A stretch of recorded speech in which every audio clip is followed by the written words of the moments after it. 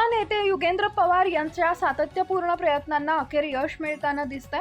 बारामती तालुक्यातील सिंचनाच्या विविध प्रश्नांबाबत त्यांनी पुणे येथील सिंचन भवनात कृष्णा खोरे विकास महामंडळाचे मुख्य अभियंता डॉक्टर हनुमंत धुमाळ यांची भेट घेऊन सविस्तर चर्चा केली। या बैठकीत अनेक महत्त्वाच्या निर्णयांना गती मिळाली आहे। यामध्ये 4 महत्त्वाचे मुद्दे पुढे आले आहेत।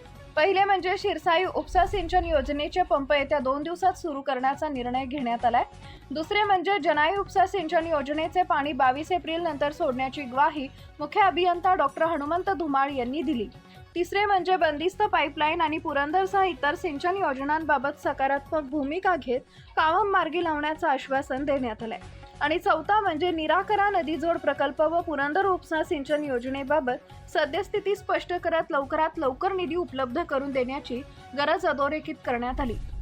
युगेंद्र पवार यांच्या पाठपुराव्यामुळे या निर्णयांना वेग मिळाल्याचं स्पष्ट होतंय। तसेच निराकरा नदीजोड प्रकल्पासंदर्भातही त्यांनी ठोस भूमिका मांडत शासनाकडून निधीची मागणी केली।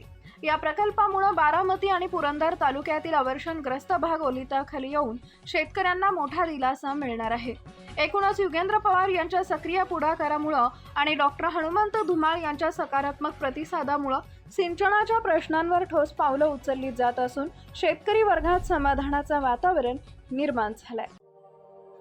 अशाच नवनवीन बातम्या पाहण्यासाठी बारामती वार्तापत्र चॅनलला लाईक करा, शेअर करा, सबस्क्राईब करा आणि बेल आयकॉन प्रेस करा।